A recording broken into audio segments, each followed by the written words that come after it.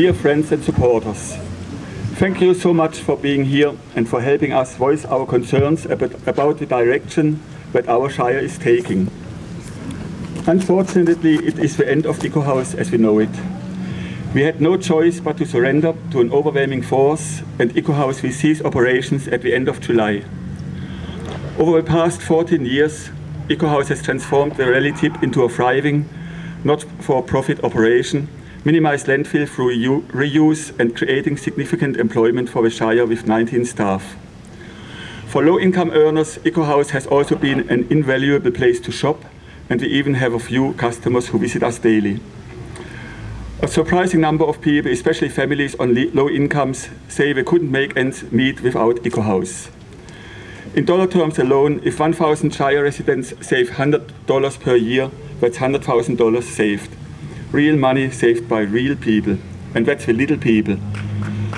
And the little people will not seize 1 cent of the money that council claims to be saving. This money is just going to disappear in council coffers rather than being invested into the local economy.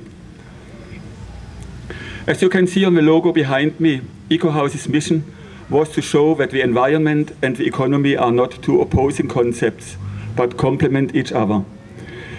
The mayor has just recently returned from a conference where he shook hands with the federal minister for climate change and the environment, and where a commitment was made to reduce carbon emissions.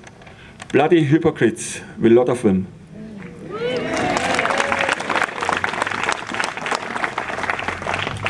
Ecohouse has been reducing waste going to landfill by a sensational 12.6% annually through reuse alone, and created a model that is way ahead of the rest, always at no cost to the ratepayer. Ecohouse is something for the Bellingen Shire to be proud of. Now it will sit alongside fluoridization as a symbol of what happens when a council doesn't respect the community's values. In the past, I believed that on a local, Shire level, grassroots democracy was possible. Ecohouse was a contribution to that. Ecohouse is community building. Reuse and recycling doesn't know political boundaries, and our customers and supporters come from all walks of life. I also believe that ethical business working with local government is a way of the future. That was my vision for Bellingen. I thought with so many good people in a small, relatively undamaged Shire, we could together create a model for a better, truly sustainable and truly democratic society. I actively supported the election of Mark Joy, Carrie Childs, Ralph Lynch and David Scott. While I noticed a lack of vision then, I felt and still think now that they are decent, well-meaning people. What happens to these people when they are councillors? Somehow bureaucracy and economic rationalism seem to all but swallow them up. The general manager, with strong-arm tactics and forceful leadership, seems to have reduced them to a rubber stamp. The decision to sell out Ecohouse was made as the last point on the agenda of a long meeting at 10:30 p.m. The councillors were provided with zero information before the meeting. The councillors never saw our tender, but instead were confronted by a heavily biased report backed by two so-called independent experts that reduced the matter to financial cost alone. I understand that it must be very hard for councillors to resist that kind of pressure. So, is the general manager an absolute ruler? Not necessarily. When this council got elected, Ecohouse approached them and proposed to again form a recycling committee like in the Sudefred years.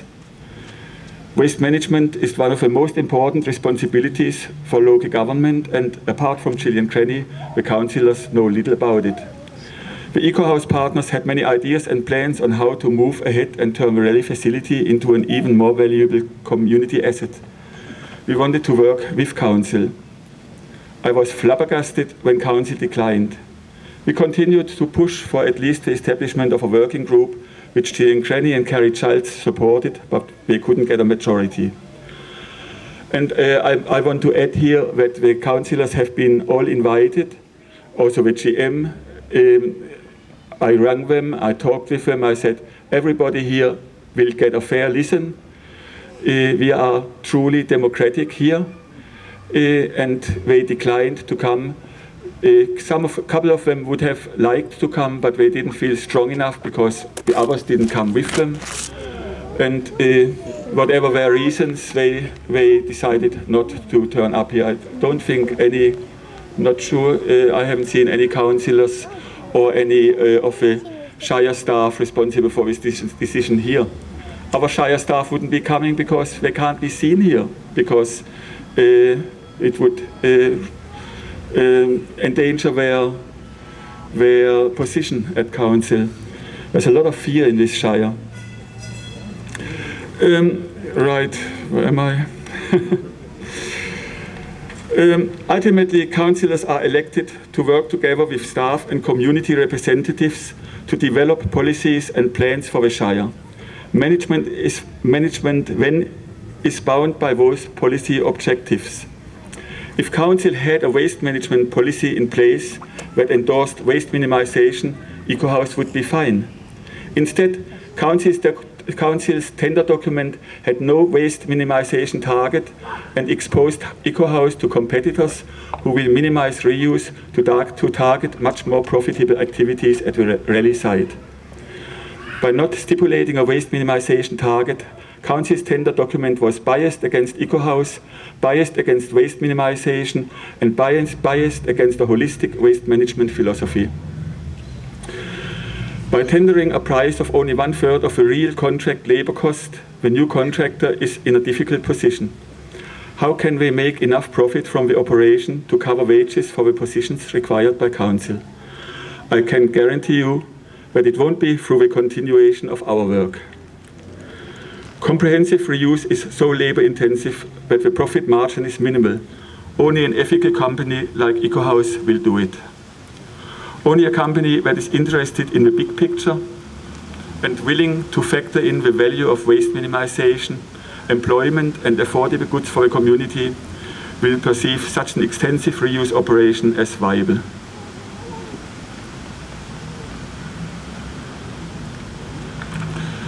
As for RVB's commitment to sustainable waste management and waste minimisation, well, have a look at the operation at the Coffs Harbour tip and make your own minds up.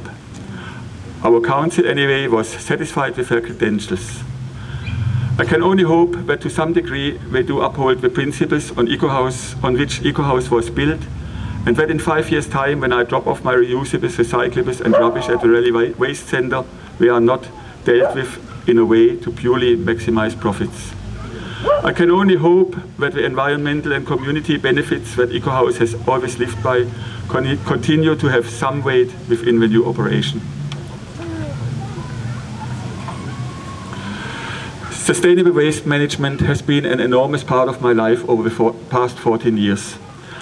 I would like to give my heartfelt thanks to the people who helped found and grow Ecohouse with me in the early days, in particular Dave King and Rupert Fröschle. Most importantly, I would like to thank my business partner Michaela Levy, without whom it would not have been possible.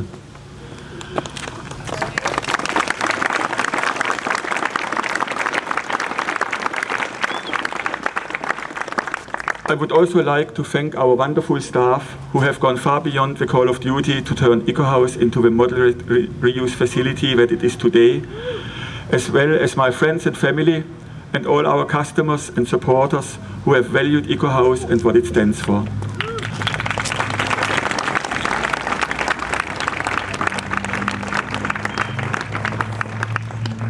Thank you all very much for coming here today, for being here today and for giving Ecohouse the send-off it deserves.